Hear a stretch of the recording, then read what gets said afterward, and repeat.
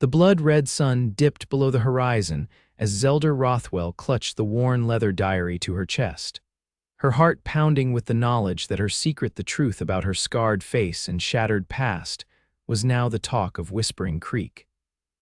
The year was 1878, and in this dusty Texas town, rumors spread faster than wildfire in summer drought. Zelda had arrived in Whispering Creek nearly 6 months ago, a stranger with half her face hidden beneath a carefully arranged silk scarf.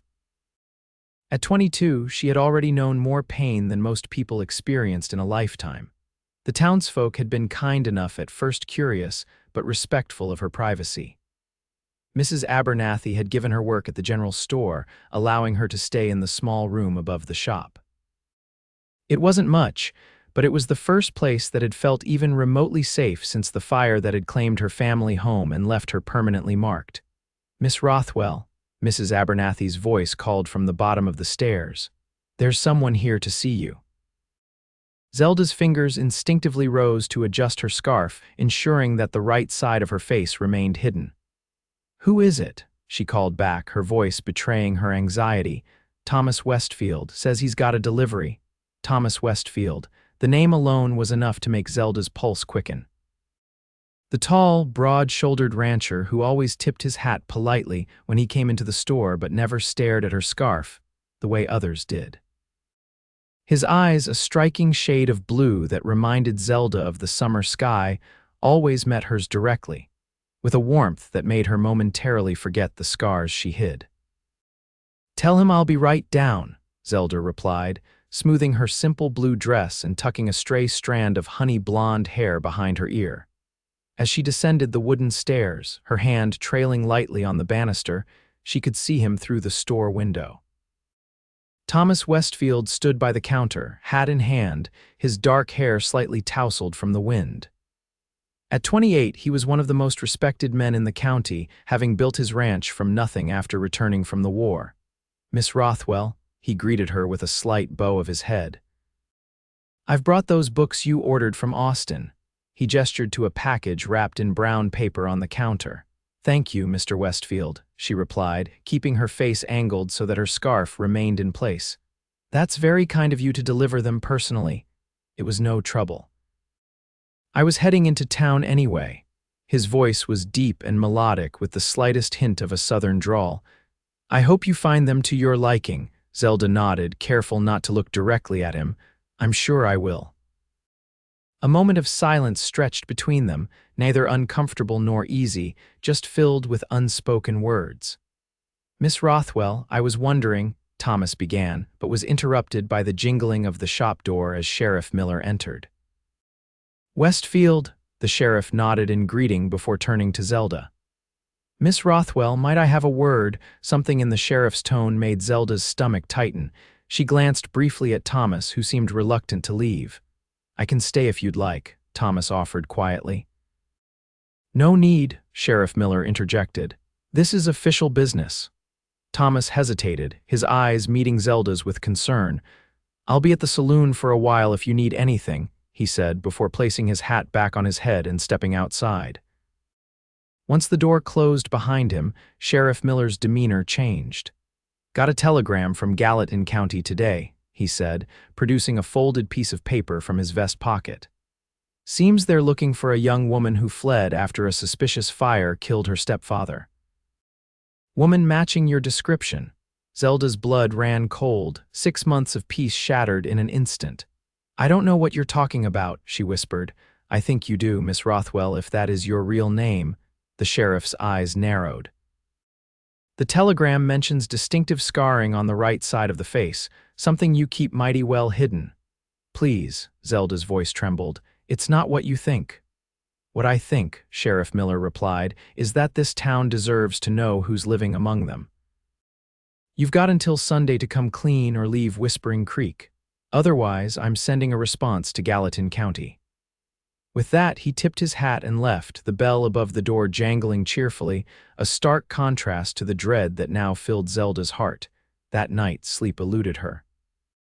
The small room above the store, once a sanctuary, now felt like a prison. By dawn, Zelda had made her decision. She would leave before the town turned against her, before they discovered the truth about her past, a past filled with pain and violence that had ended in flames. As she packed her meager belongings into a small carpet bag, there was a soft knock at her door. "Zelda," it was Mrs. Abernathy's voice. "There's someone here to see you, says it's urgent." Her heart sank. Had the sheriff already spread the word about her? Was it a mob come to drive her out of town before she could leave on her own?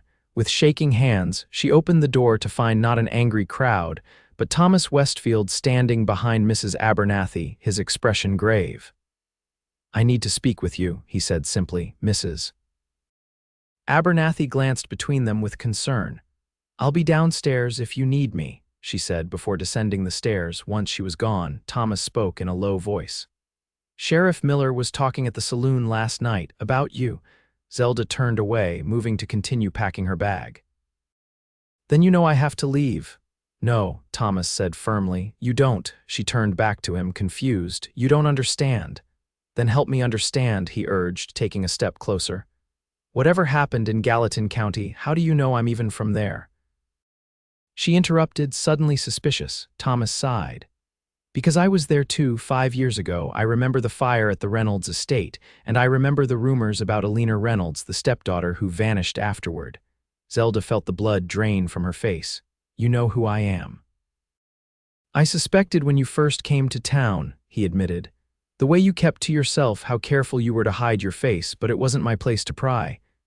"And now?" she asked, her voice barely above a whisper.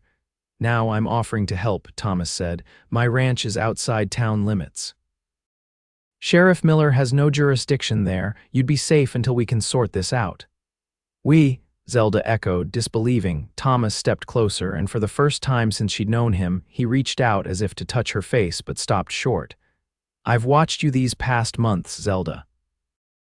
I've seen your kindness, your gentle spirit. Whatever happened in Gallatin County, I don't believe you're capable of what they're accusing you of." Tears welled in Zelda's eyes. "You don't know me." "I'd like to," he replied softly, "if you'll let me." In that moment, with the morning sun streaming through her small window and Thomas Westfield looking at her with such sincerity, Zelda made another decision. She would trust him, perhaps the first person she had truly trusted since the night of the fire. "My real name is Alina Reynolds," she began, her voice steadying, "but I haven't been her for a very long time." By midday, Zelda had moved to the Westfield Ranch, a sprawling property about 5 miles outside of Whispering Creek. Thomas had arranged everything with discretion, telling Mrs. Abernathy only that Zelda would be working as a housekeeper at his ranch for a time. The main house was a handsome 2-story structure built of sturdy pine, with a wide porch that wrapped around 3 sides. It was larger than Zelda had expected, with 4 bedrooms upstairs and spacious common areas on the ground floor. "It was meant for a family," Thomas explained as he showed her around. "My father built it before the war, dreaming of filling it with children and laughter. He never got the chance." "I'm sorry," Zelda said softly. Thomas shrugged, a gesture that seemed to carry the weight of old grief. "It was a long time ago. Now it's just me and my foreman, Hank, though he stays in the bunkhouse with the other hands." He led her to a room on the 2nd floor at the east end of the house. "I thought you might like this one. It gets the morning sun." The room was simple but beautiful, with a large window overlooking the rolling pasture that stretched toward distant hills. A brass bed stood against one wall, covered with a handmade quilt in shades of blue and green. There was a small writing desk, a wardrobe, and a washstand with a porcelain basin. "It's lovely," Zelda breathed, momentarily forgetting her troubles. "It was my mother's sewing room," Thomas said. "I've never had much use for it." Zelda set her carpet bag on the bed, suddenly awkward. "I don't know how to thank you for this." "You don't need to," Thomas replied. "But I do think you need to tell me what really happened in Gallatin County. If I'm going to help you clear your name, I need to know the truth." Zelda's hand rose instinctively to her scarf. After a moment's hesitation, she nodded. "You deserve that much." They moved downstairs to the parlor, where Thomas built a small fire to ward off the afternoon chill. Once they were seated on opposite ends of a comfortable sofa, Zelda began her story. My mother died when I was 16, she said, her voice soft but steady. Within a year, my father remarried. Cordelia was beautiful, charming, and completely different when my father wasn't around. She had a son, Victor, who was a few years older than me. They both made my life difficult. Thomas listened intently, his expression somber. When I was 18, my father died suddenly. The doctor called it heart failure, but I always suspected. She trailed off, then shook her head. It doesn't matter now. After his death, things got worse. Cordelia controlled everything: the money, the estate, my life. Victor. She swallowed hard. Victor had always been cruel, but without my father there to keep him in check, he became dangerous. Did he hurt you? Thomas asked, his voice tight with barely controlled anger. Zelda nodded. In many ways, but the night of the fire was different. He'd been drinking heavily and he came to my room. When I refused him, he became enraged. He knocked over an oil lamp and the curtains caught fire immediately. Her fingers trembled as she reached for the edge of her scarf. He left me there to burn. Slowly, she unwound the silk from her face, revealing what she had hidden for so long. The right side of her face bore the unmistakable marks of severe burns, the skin puckered and discolored from her temple down to her jaw. Though healed as well as could be expected, the scars were extensive. Thomas didn't flinch, didn't look away. Instead, his eyes filled with a profound sadness. And they accused you of setting the fire. Victor survived, Zelda continued. He told everyone that I had set the fire in a fit of jealous rage because Cordelia was selling the estate, my childhood home. By the time I was well enough to speak for myself, the story had been accepted as truth. There was a warrant for my arrest. So you ran, Thomas concluded. I had no choice, she said. No one would have believed me over the Prestons. They were influential, wealthy. And now Sheriff Miller is ready to send you back to face those charges, Thomas said grimly. Yes. Zelda rewound the scarf around her face, once again concealing her scars. Now you understand why I have to leave. Thomas stood abruptly and paced to the window. No, he said firmly. Running isn't the answer, not this time. What other option do I have? Zelda asked, her voice rising in frustration. It's my word against theirs, and they've had years to cement their version of events. Thomas turned back to face her, his expression determined. What if we could find evidence to support your story, something that would force a proper investigation? After all this time, it's impossible. Maybe not, Thomas said thoughtfully. I have connections in Gallatin County, people who might be willing to ask questions, look into things discreetly. Why would you do this for me? Zelda asked, genuinely perplexed. You barely know me. Thomas was silent for a long moment. When he spoke, his voice was soft but firm. Because when I returned from the war, I was broken in ways no one could see. The things I'd done, the men I'd killed, they haunted me. I wanted to hide from the world too. He met her gaze directly. But someone gave me a chance to rebuild my life, to find purpose again. I'm offering you the same chance. Before Zelda could respond, they were interrupted by the sound of hooves approaching. Thomas moved quickly to the window. It's Sheriff Miller, he said grimly, and he's not alone. Zelda's heart raced as she peered past Thomas to see the sheriff dismounting from his horse, accompanied by two other men she didn't recognize. One was dressed in a fine suit that seemed out of place in the dusty yard, while the other wore the rough clothing of a working man but carried himself with authority. Stay here, Thomas instructed, his voice low. Let me handle this. Zelda nodded, her throat too tight with fear to speak. She watched from the window as Thomas strode out onto the porch to meet the visitors. Sheriff, Thomas greeted them, his voice carrying clearly in the still afternoon air. This is an unexpected visit. Westfield, Sheriff Miller nodded in return. I believe you know why we're here. I'm afraid I don't, Thomas replied calmly. The man in the suit stepped forward. Mr. Westfield, I'm Harold Simmons, attorney for the Preston family of Gallatin County. We have reason to believe you're harboring a fugitive wanted for arson and attempted murder. Thomas crossed his arms. That's a serious accusation, Mr. Simmons.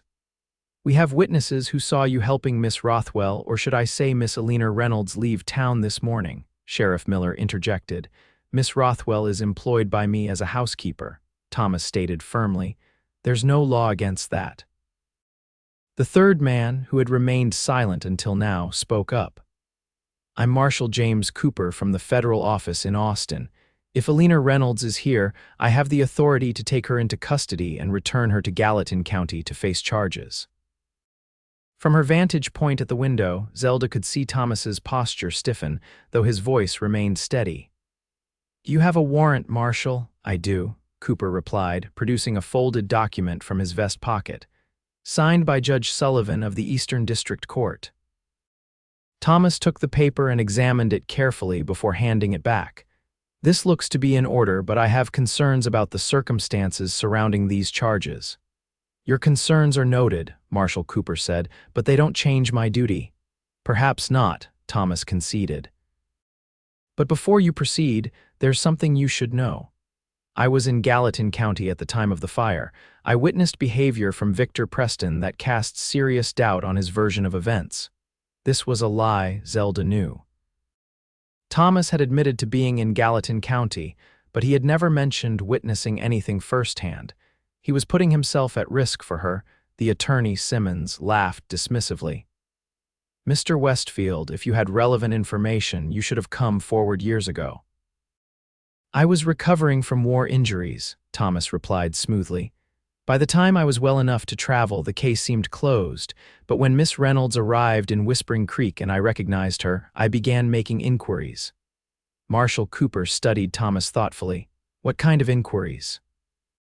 "I wrote to several acquaintances in Gallatin County, including Judge Merriweather, who was a friend of my father's.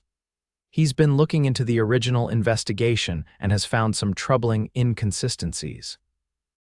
This too was a fabrication, but delivered with such conviction that even Zelda almost believed it.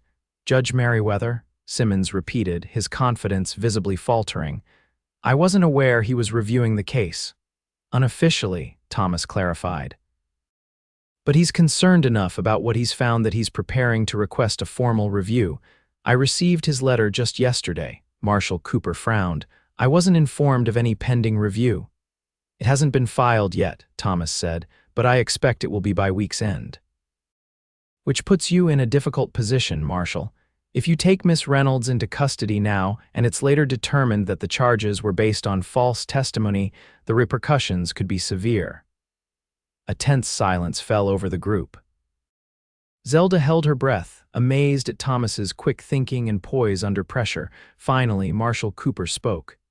"Mr. Westfield, I respect your concern for justice, but I have a valid warrant and a duty to execute it." "I understand," Thomas nodded. "But I'm formally requesting that you delay taking Miss Reynolds into custody for 1 week to allow Judge Merriweather's findings to be properly submitted. She'll remain here under my supervision, and I personally guarantee she won't attempt to flee." Cooper appeared to consider this carefully. "And if I refuse, then I'll be forced to send an urgent telegram to Judge Merriweather, as well as to Governor Hubbard, who was a colonel in my regiment during the war.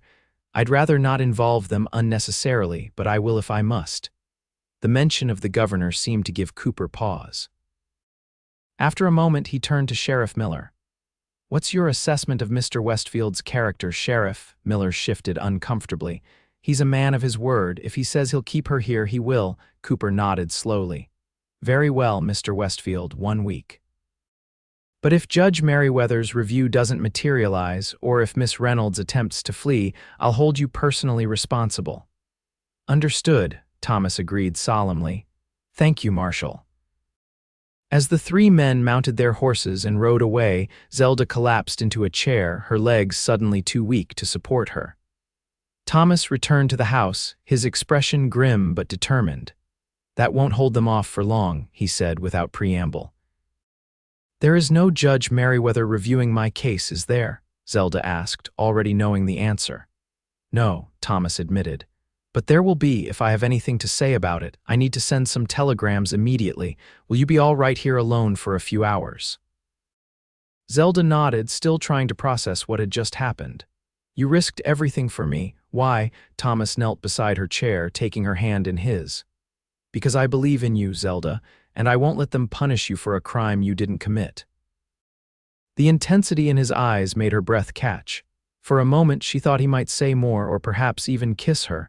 Instead, he squeezed her hand gently before rising to his feet. I should go now if I want to reach town before the telegraph office closes. Hank knows you're here. He'll keep an eye on the property while I'm gone. If anyone comes looking for you, there's a cellar beneath the kitchen. The entrance is hidden under the rug. After Thomas left, Zelda explored the house more thoroughly, partly out of curiosity and partly to keep her mind occupied. The rooms were sparsely but tastefully furnished, with the occasional feminine touch that suggested a woman's influence, likely Thomas's late mother. The kitchen was large and well-equipped, with copper pots hanging from a rack and a substantial wood stove. As evening approached, she decided to prepare a meal as a small token of gratitude. She found the pantry well stocked with staples, and the garden behind the house provided fresh vegetables. By the time she heard Thomas's horse in the yard, she had a hearty beef stew simmering on the stove and cornbread baking in the oven. "Something smells wonderful," Thomas remarked as he entered the kitchen, removing his hat and hanging it on a peg by the door. "I hope you don't mind," Zelda said. "I wanted to do something useful." "Mind, I can't remember the last time I came home to a home-cooked meal," he smiled, though his eyes looked tired. "Usually it's whatever Hank manages to throw together for the hands or my own poor attempts at cooking. Were you able to send your telegrams?" She asked, ladling stew into bowls as Thomas washed his hands at the pump. "Yes, though I'm not sure how much good they'll do," he admitted, sitting down at the kitchen table. "I contacted an old Army friend who now practices law in Austin and another who works for a newspaper in Gallatin County. I asked them both to look into the fire and the subsequent investigation as discreetly as possible." Zelda placed a bowl of stew and a piece of cornbread in front of him before sitting down with her own portion. "Even if they find something, will it be enough? The Prestons are powerful people." "Power isn't everything," Thomas said, taking a bite of stew and closing his eyes in appreciation. "This is delicious, by the way." "Thank you," she smiled briefly. "But I'm serious, Thomas. Victor Preston will never admit what really happened that night. And without his confession, it's still my word against his." Thomas considered this as he ate.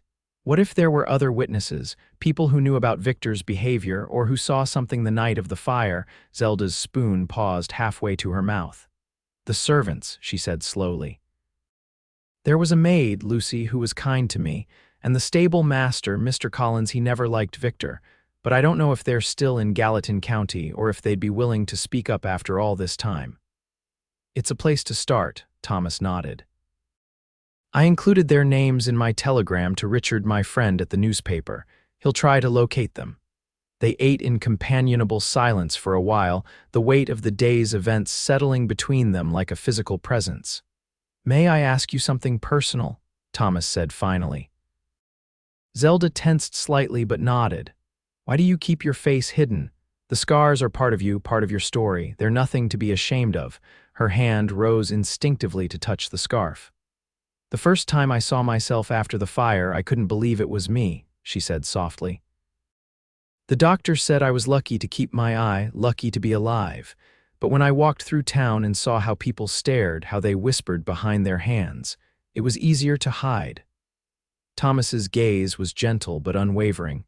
"The people who matter won't care about the scars, Zelda." "Perhaps," she conceded, "but it's not just about vanity. As long as I keep my face hidden, I'm harder to identify, it's safer." "You can't hide forever," he pointed out. "I know," she sighed. "But for now, it's what I need to do." Thomas didn't press the issue further, respecting her boundaries. As they cleared the table together, their hands brushed occasionally, sending unexpected shivers up Zelda's arm. There was something about Thomas Westfield's presence that made her feel both unsettled and completely at ease, a contradiction she couldn't quite reconcile. Later, as she prepared for bed in her new room, Zelda found herself reflecting on the strange turn her life had taken. Just that morning, she had been preparing to flee Whispering Creek, to start over yet again in some distant town. Now she was in Thomas Westfield's home, with a marshal's warrant hanging over her head and only the slimmest hope of clearing her name. And yet, for the first time in years, she didn't feel entirely alone. The next few days established a routine of sorts. Thomas would leave early to work with his ranch hands while Zelda tended to the house. They would meet for the midday meal, during which Thomas would share any news from his contacts. So far, there had been little progress. Richard had located Mr. Collins, the former stable master, but the man was reluctant to get involved. Lucy, the maid, seemed to have disappeared entirely. On the fourth day, Thomas returned from town with a grim expression. "What is it?" Zelda asked, setting aside the dress she had been mending. "Victor Preston has arrived in Whispering Creek," Thomas said without preamble. "He's staying at the hotel, apparently determined to personally oversee your return to Gallatin County." Zelda felt the blood drain from her face. "He's here." Now, Thomas nodded, removing his hat and running a hand through his hair in frustration. "I saw him at the saloon, introducing himself around town like some kind of dignitary. He's charming them all, just like you said he would." "Did he see you?" she asked anxiously. "We were introduced," Thomas admitted. "Sheriff Miller made a point of it, actually. Preston seemed very interested to learn that I was harboring his deranged stepsister, as he put it." Zelda began to pace, her mind racing with fear. "This changes everything. Victor won't wait for the marshal's deadline. He'll find a way to get to me sooner." "He won't set foot on this property," Thomas said firmly. "I've doubled the guard on the ranch boundaries. No one gets in without my knowledge." "You don't know him like I do," Zelda insisted. "He's obsessive, cunning, and he hates to lose." Thomas crossed the room and gently took her by the shoulders, stilling her anxious movement. "Zelda, look at me." Reluctantly, she met his gaze. "I won't let him hurt you again," he said, his voice low and intense. "I promise you that." The conviction in his eyes was so strong that Zelda found herself believing him, despite her fears. "Thank you," she whispered. They stood that way for a long moment, his hands warm on her shoulders, their eyes locked in silent understanding. Then slowly, deliberately, Thomas leaned in and pressed his lips to her forehead in a gentle kiss. "We'll get through this," he murmured against her skin. Before Zelda could respond, there was a sharp knock at the front door. They broke apart, startled. "Stay here," Thomas instructed, moving swiftly to the parlor window to peer outside. "It's Hank," he said with relief, going to open the door. The foreman, a weathered man in his 50s with a salt and pepper beard, entered quickly. "Sorry to interrupt, boss, but we've got trouble. Riders approaching from the East 5, maybe 6 of them. One's the sheriff, and I recognize that lawyer fella who came with the marshal. Don't know the others."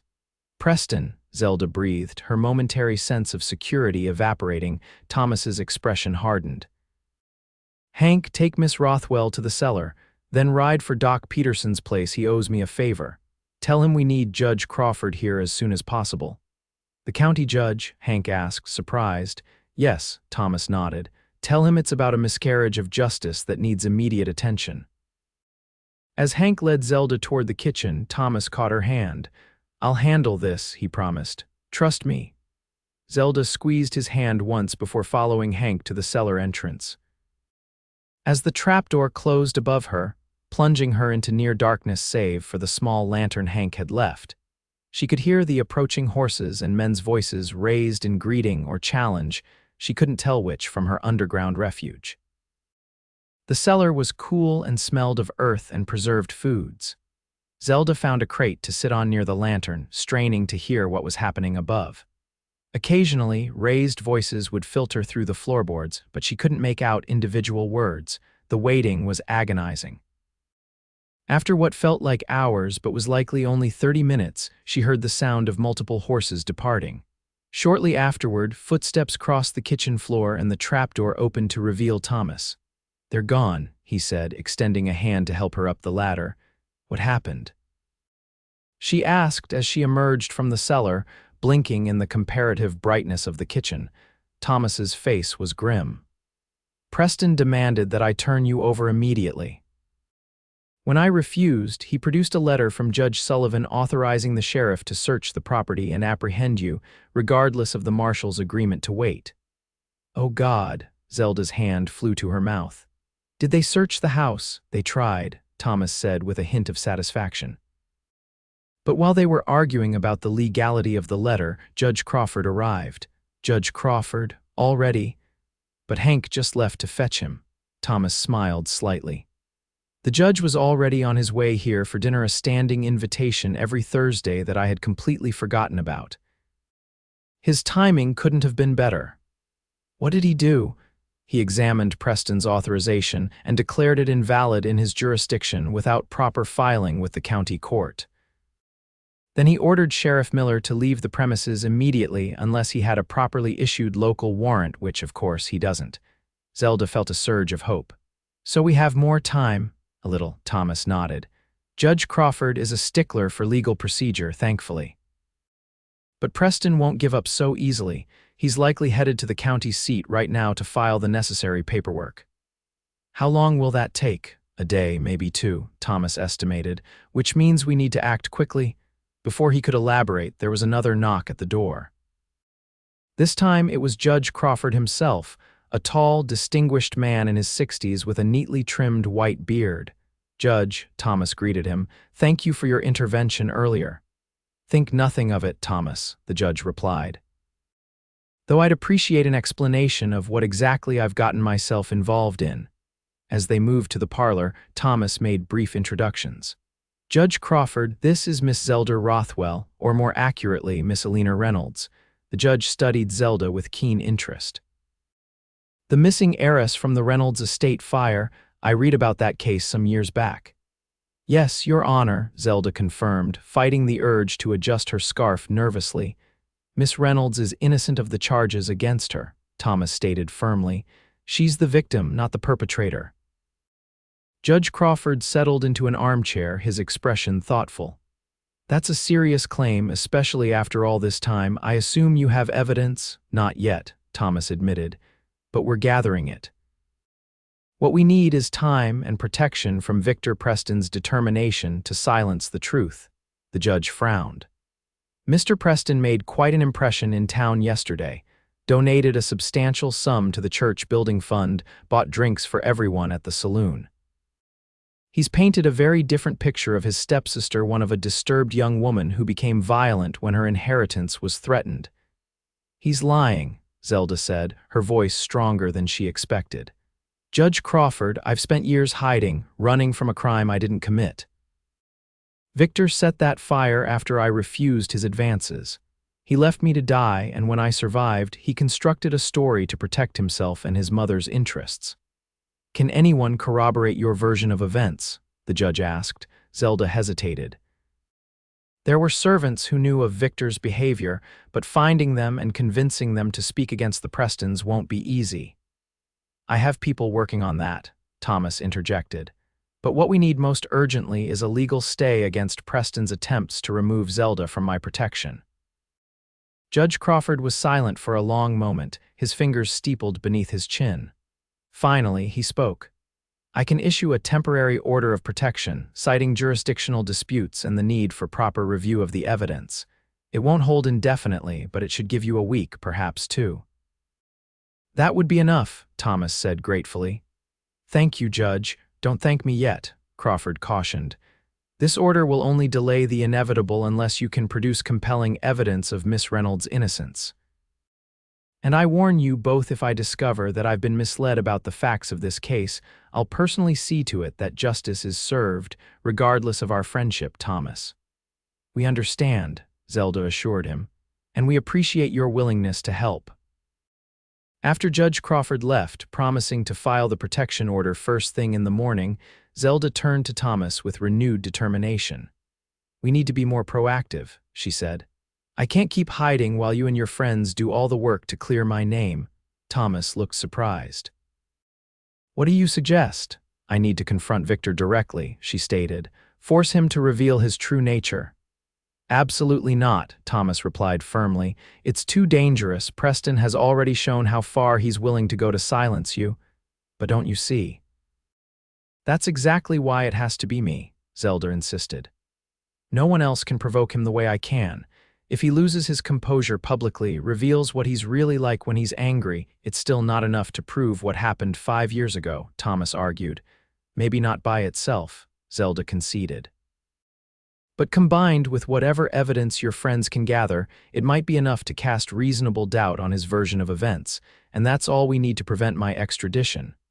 Thomas paced the room, clearly torn. I don't like it. The risk is too great. What choice do we have? Zelda asked softly. If we wait for Victor to make the next move, we'll be reacting rather than controlling the situation. We need to change the story, Thomas. Make people see him for what he really is. After a long silence, Thomas nodded reluctantly. All right. But we do this carefully, on our terms, and I'll be with you every step of the way. The next morning, Zelda came downstairs to find Thomas deep in conversation with a well-dressed gentleman she didn't recognize. They looked up as she entered the parlor. Zelda, this is Jonathan Reed, Thomas introduced them. The lawyer friend from Austin I mentioned. Jonathan stood and bowed slightly. Miss Reynolds, it's a pleasure to meet you, though I wish it were under better circumstances. Mr. Reed, Zelda acknowledged him with a nod. Thank you for coming. Jonathan arrived late last night, Thomas explained. He's been researching your case extensively. And what have you found, Mr. Reed? Zelda asked, taking a seat across from the men. The lawyer opened a leather portfolio on his lap. Several interesting things, actually. First, the original investigation into the fire was cursory at best. The local sheriff was a close friend of Cordelia Preston's brother, and he accepted Victor's account without substantial verification. That's hardly surprising, Zelda commented. Perhaps not, Jonathan agreed. But what is surprising is that two of the servants who initially corroborated Victor's story later recanted their testimonies. Their revised statements were never filed with the court. Thomas leaned forward. How did you discover this? I have a contact in the Gallatin County Clerk's office, Jonathan explained. She found the statements in a box of documents marked for disposal. Apparently, someone wanted them destroyed, but the clerk responsible for records destruction fell ill before completing the task. What did the revised statements say? Zelda asked eagerly. Jonathan consulted his notes. A maid named Lucy Blackburn stated that she heard Victor threatening you earlier on the day of the fire, and the cook, Mrs. Holland, reported that Victor returned to the kitchen after the fire had started, with singed clothing and smelling of lamp oil, but showing no urgency about the blaze spreading through the house. Zelda's heart raced. This is exactly what we needed. With these statements, unfortunately, Jonathan interrupted gently, both women left Gallatin County shortly after making these revised statements. Mrs. Holland died 2 years ago in St. Louis. Lucy Blackburn's whereabouts are currently unknown. So we still have no witnesses willing to testify, Zelda concluded, her brief hope fading. Not exactly, Jonathan smiled slightly. I also spoke with Mr. Collins, the former stable master at the Reynolds estate. He was initially reluctant, as Thomas mentioned, but when I showed him copies of the recanted testimonies, he agreed to make a statement about Victor Preston's character and behavior toward you. Thomas clapped his friend on the shoulder. Jonathan, that's excellent news. It's a start, the lawyer cautioned. But Mr. Collins wasn't present in the house during the fire, so his testimony alone won't exonerate Zelda. We need more. Which brings us to our plan, Zelda said, explaining her idea to confront Victor publicly. Jonathan listened thoughtfully. It's risky, he agreed with Thomas. But if we could document Preston's reaction, perhaps have witnesses prepared to observe his behavior, it could strengthen our case considerably. The town social is tomorrow evening, Thomas mused. Everyone will be there, including Preston, who's been making himself the guest of honor everywhere he goes. A public confrontation at a social event, Jonathan raised an eyebrow. It could work in our favor if Preston loses his composure, but it could also backfire spectacularly. I'm willing to take that risk, Zelda stated firmly. I'm tired of hiding, tired of running. It's time to face him. The men exchanged glances and Thomas sighed. If we're going to do this, we need to be prepared for every contingency. Jonathan, can you speak with Judge Crawford about being present at the social? His observations would carry significant weight. Consider it done, Jonathan nodded. I'll make sure Doc Peterson is there as well, Thomas added. He's respected in town, and he understands human behavior better than most. As they continued planning, refining the details of their strategy, Zelda felt a strange mixture of terror and exhilaration. Tomorrow evening, she would face the man who had tried to kill her, who had stolen years of her life with his lies. For the first time since the fire, she would be taking control of her own story. That night, as she prepared for bed, there was a soft knock at her door. She opened it to find Thomas standing in the hallway, looking troubled. "May I come in?" he asked. Zelda nodded, stepping aside to let him enter. She was acutely aware that she was dressed only in her nightgown and robe, her hair loose around her shoulders. Thomas remained near the door, keeping a respectful distance. "I wanted to make sure you're truly committed to this plan. There's still time to reconsider." "I'm certain," she replied. "This might be my only chance to clear my name. I just—" He hesitated, running a hand through his hair in a gesture she had come to recognize as a sign of his anxiety. "I couldn't bear it if something happened to you." The rawness in his voice made Zelda's heart skip. "Thomas," she said softly, taking a step toward him. "When you first came to Whispering Creek," he continued, "I noticed you immediately. Not because of the scarf or the way you kept to yourself, but because of your eyes. They were so full of life, despite whatever pain you were carrying. I found myself looking forward to your visits to the store, making up reasons to be in town on days I knew you'd be working." Zelda's breath caught in her throat. "I didn't know. How could you?" He smiled sadly. "I never gave you any reason to notice me. But these past few days, having you here, getting to know the real you, it's only confirmed what I suspected from the beginning. You're extraordinary, Zelda Rothwell or Alina Reynolds, whichever name you choose." He took a step closer, close enough now that she could feel the warmth radiating from him. "If tomorrow goes wrong, if Preston somehow manages to take you away, I need you to know that I will never stop fighting for you. I will follow you to Gallatin County, to the ends of the earth if necessary, to ensure that justice is done." Tears welled in Zelda's eyes. Without thinking, she reached up and began unwinding the scarf from her face. Thomas watched in silence as she revealed herself fully to him for only the second time. "This is who I am," she whispered. "Scarred, broken, hunted. Are you sure this is what you want?" Thomas reached out slowly, telegraphing his movements to give her time to pull away if she wished. When she remained still, he gently traced the scarred side of her face with his fingertips. "You're not broken, Zelda. You're the strongest person I've ever known." His voice was husky with emotion. "And yes, this is exactly what I want, all of you, scars and all." He leaned down, his intention clear, giving her every opportunity to stop him. Instead, Zelda rose up on her tiptoes to meet him halfway. Their lips met in a kiss that began tentatively but quickly deepened, years of loneliness and longing pouring into the connection between them. When they finally broke apart, both breathing heavily, Thomas rested his forehead against hers. "Whatever happens tomorrow," he murmured, "know that you're not alone anymore." Zelda nodded, unable to speak past the lump in her throat. Thomas pressed one more gentle kiss to her lips before stepping back. "Get some rest," he said softly. "Tomorrow will be challenging for both of us." After he left, Zelda stood in the center of her room, touching her lips in wonder. For the first time in years, she allowed herself to imagine a future one where she was free from the shadows of her past, where she could love and be loved openly, without fear.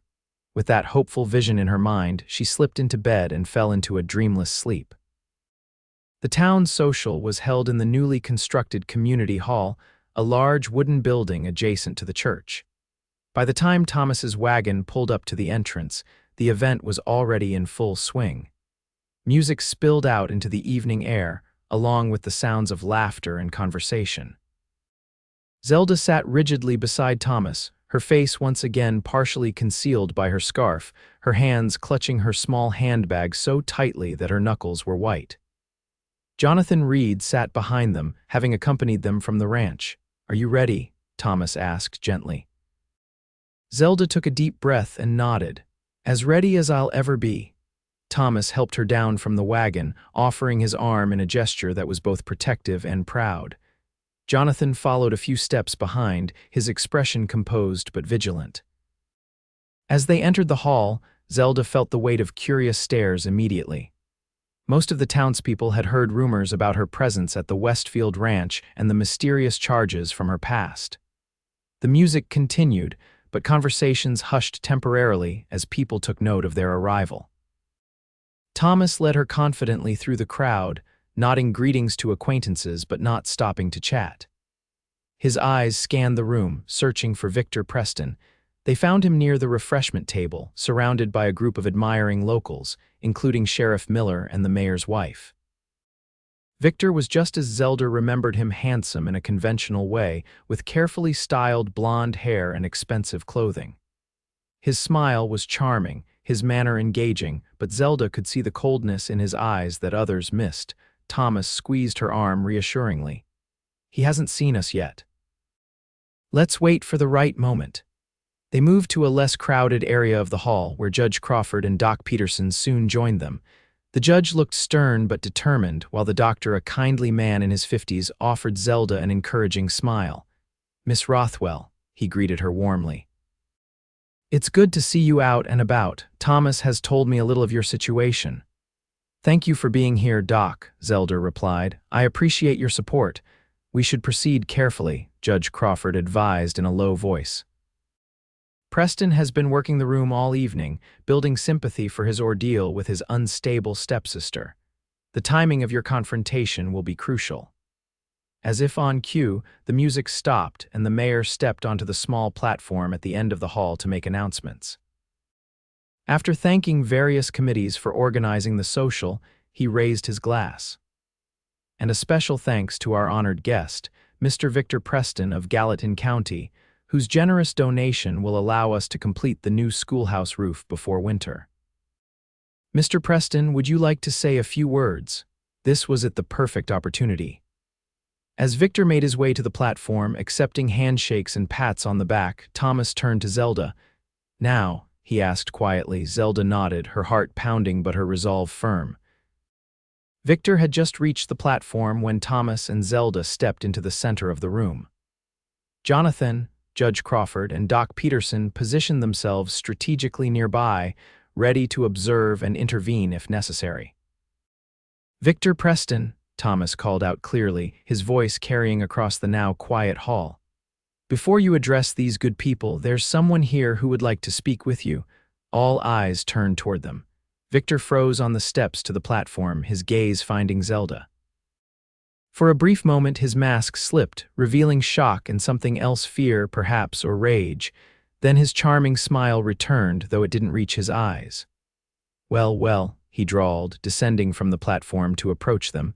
"If it isn't my long-lost stepsister. Eleanor, darling, you've led us on quite a chase." "Hello, Victor," Zelda replied, her voice steadier than she felt. "It's been a long time." Victor stopped a few feet away, his eyes calculating. 5 years. 5 years of searching, of worry. He turned slightly to address the crowd. "My stepsister has been unwell since her father's death. The fire was a terrible tragedy, but running away only made things worse. We've been so concerned." "Is that why you've pursued me with a warrant for arson and attempted murder?" Zelda asked, loudly enough for everyone to hear. A murmur ran through the assembled townspeople. Victor's smile tightened. "The law requires accountability, Eleanor, but our family is prepared to ensure you receive the care you need rather than punishment." "I don't need care, Victor. I need justice," Zelda stated firmly. "These good people deserve to know the truth about that night, about what really happened after my father died." Victor took a step closer, his voice dropping to a threatening whisper. "Be very careful, Eleanor. You're outnumbered and outmaneuvered here."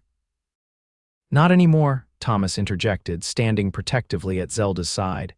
"We have witnesses, Victor, people who saw what you did, who heard your threats. The truth is coming to light whether you like it or not." Victor's eyes narrowed as he assessed Thomas. "Mr. Westfield, isn't it? I'm not sure what my stepsister has told you, but I assure you her delusions can be quite convincing." "They're not delusions," Zelda said, her voice rising with emotion. "You tried to force yourself on me that night, and when I refused, you knocked over the lamp in a rage. Then you left me to burn while you ran to save yourself." Gasps and whispers erupted around the room. Victor's facade of concern slipped further, his expression hardening. "This is precisely the kind of wild accusation that demonstrates her unstable mind," he said loudly, addressing the crowd rather than Zelda. My stepsister has always had a talent for dramatic falsehoods, especially when her inheritance was at stake. Is that why you had Lucy Blackburn and Mrs. Holland's revised statements removed from the court records? Jonathan Reed stepped forward, producing documents from his inside pocket. Statements that corroborated Aliner's version of events. Victor's face paled slightly. I don't know what you're talking about. I think you do, Judge Crawford spoke up, his authoritative voice commanding attention. As a circuit judge, I find these irregularities in the investigation deeply troubling, enough to warrant a full review of the case before any extradition is considered. Victor's charm evaporated entirely now, replaced by cold fury. This is absurd. Sheriff Miller, you have a duty to take this woman into custody immediately. I have the proper authorization. Actually, you don't, the judge interrupted. Not in my jurisdiction, not without my approval. And I'm not inclined to grant it until these new developments are properly examined. Victor turned his attention back to Zelda, his eyes glittering with malice. You've always been pathetic, Aliner, hiding behind your father and now behind these strangers. Did you tell your new friends how you threw yourself at me after your father died? How desperate you were for someone to take care of you? Thomas tensed beside her, but Zelda placed a restraining hand on his arm. This was her battle. Is that what happened, Victor? She asked calmly. Or did you resent that I inherited my father's estate instead of your mother? Were you angry that you couldn't control me the way you controlled her? Victor's face contorted with rage. You ungrateful little, he caught himself, aware of the watching crowd. You would have squandered everything my mother and I worked for. The estate was rightfully ours. My father's estate was never yours to claim, Zelda replied, and we both know he didn't die of heart failure, don't we, Victor? It was a shot in the dark, a suspicion she had harbored for years but never voiced. The effect on Victor was immediate and damning. He lunged forward, grabbing Zelda by the arms so violently that her scarf slipped, revealing her scarred face to the entire assembly. You have no proof of anything. He snarled, his face inches from hers. You never did and you never will. Thomas moved instantly, breaking Victor's grip and pushing him back forcefully. Sheriff Miller finally intervened, stepping between them as the crowd erupted in shocked exclamations. That's enough, the sheriff commanded. Mr. Preston, control yourself, but the damage was done. Victor's mask had slipped completely, revealing the violent, unstable man beneath the charming exterior. And Zelda stood exposed, her scars visible to everyone, her chin held high despite her racing heart.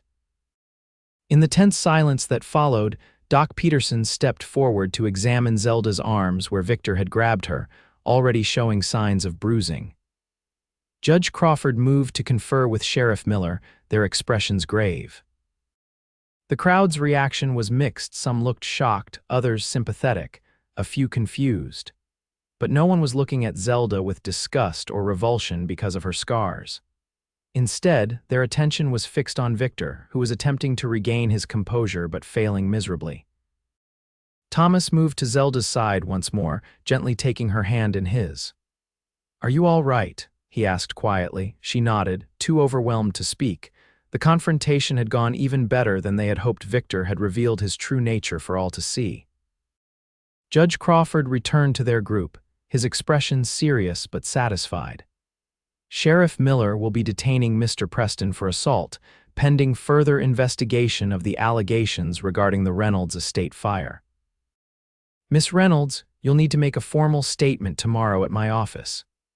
Thank you, Your Honor, Zelda managed, still trying to process what had just happened.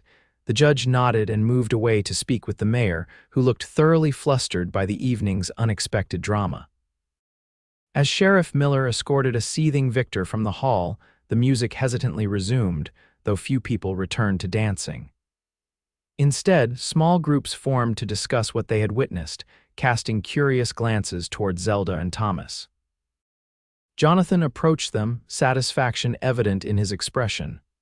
That couldn't have gone better if we'd scripted it, he said quietly. Preston's reaction was more damning than any testimony we could have presented. What happens now? Zelda asked, suddenly aware that she was still exposed, her scarf hanging loosely around her neck rather than covering her scars.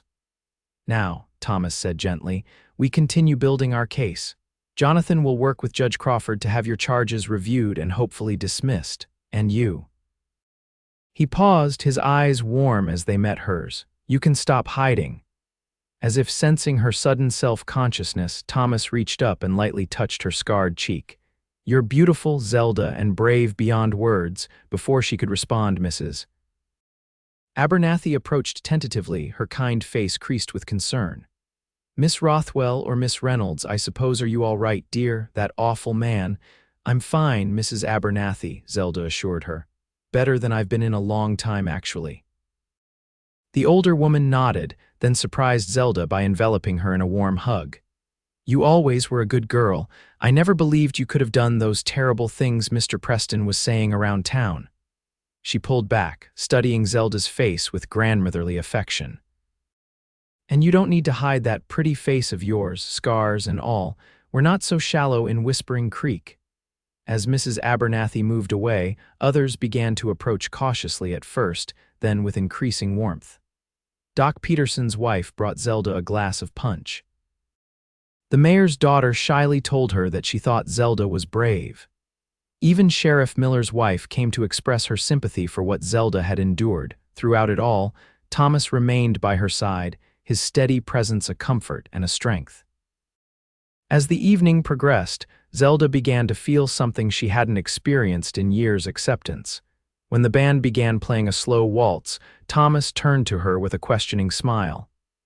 May I have this dance, Miss Reynolds? Zelda hesitated, glancing around at the still curious faces watching them. Are you sure? Everyone will be staring. Thomas took her hand, his expression tender. Let them stare. Let them see who I chose. With those words, he gently tilted her chin upward, ensuring that her face, all of it, was visible to the room. Then he led her to the dance floor, where he took her in his arms and began to waltz. As they moved gracefully among the other couples, Zelda felt a lifetime of fear and shame begin to fall away. She was no longer hiding, no longer running. For the first time in 5 years, she was simply herself, Alina Reynolds, or Zelda Rothwell, or perhaps someone new entirely. A woman who had survived fire and betrayal, who had found the courage to reclaim her story, and who was now dancing in the arms of a man who saw her, truly saw her, and loved what he saw. The next weeks passed in a whirlwind of legal proceedings, revelations, and gradual healing. Victor Preston remained in custody. His initial charge of assault soon expanded to include evidence tampering, perjury, and, most seriously, arson and attempted murder. Cordelia Preston, summoned to Whispering Creek by the news of her son's arrest, broke down under Judge Crawford's questioning and admitted that she had suspected Victor's role in the fire, but had helped conceal it to protect him and their financial interests. Most surprising was the appearance of Lucy Blackburn, the former maid, who had read about Victor's arrest in a San Antonio newspaper and traveled to Whispering Creek to testify. Her detailed account of the events leading up to the fire, including Victor's threats and his mother's complicity, proved crucial in building the case against them. By the end of summer, the charges against Zelda had been formally dismissed. Judge Crawford, working with the authorities in Gallatin County, ensured that her legal status was fully restored, along with her claim to what remained of her father's estate, primarily a trust fund that had been managed by a bank during her absence, out of Cordelia Preston's reach. Throughout the ordeal, Thomas never left Zelda's side. His unwavering support, his belief in her innocence, and his growing love gave her the strength to face each new challenge. And as the legal battles concluded, their personal relationship deepened, becoming the talk of Whispering Creek, though for much happier reasons than before. On a crisp October evening, as they sat on the porch of Thomas's ranch house watching the sunset paint the sky in brilliant oranges and purples, he took her hand and dropped to one knee. Zelda Rothwell, Alina Reynolds, the woman I love by any name, he began, his voice thick with emotion. These past months have shown me what true courage looks like. You've faced your worst fears and your darkest memories, and you've emerged stronger for it. I can't imagine my life without you in it. He produced a small velvet box from his pocket and opened it to reveal a delicate diamond ring. "Will you marry me? Will you make this house a home, fill it with love and laughter the way my father always dreamed?" Tears welled in Zelda's eyes. She no longer wore the scarf that had hidden her face for so long, and she made no attempt to conceal her emotion now. "Yes," she whispered, then louder. "Yes, Thomas, with all my heart, yes." As he slipped the ring onto her finger and rose to kiss her, Zelda marveled at how completely her life had transformed. From a frightened fugitive hiding her face from the world to a woman proudly standing in the light, loved and accepted for all that she was. They were married on Christmas Eve in the Whispering Creek Church, with Judge Crawford performing the ceremony and the entire town in attendance. Zelda wore a gown of ivory satin with a delicate lace veil that framed her face rather than concealing it. Thomas couldn't take his eyes off her as she walked down the aisle toward him, his expression a mixture of pride, joy, and overwhelming love. "I now pronounce you husband and wife," Judge Crawford declared to the packed church. "Mr. Westfield, you may kiss your bride." As Thomas lifted her veil and leaned in to claim his kiss, Zelda heard him whisper, "Beautiful, inside and out, and mine forever."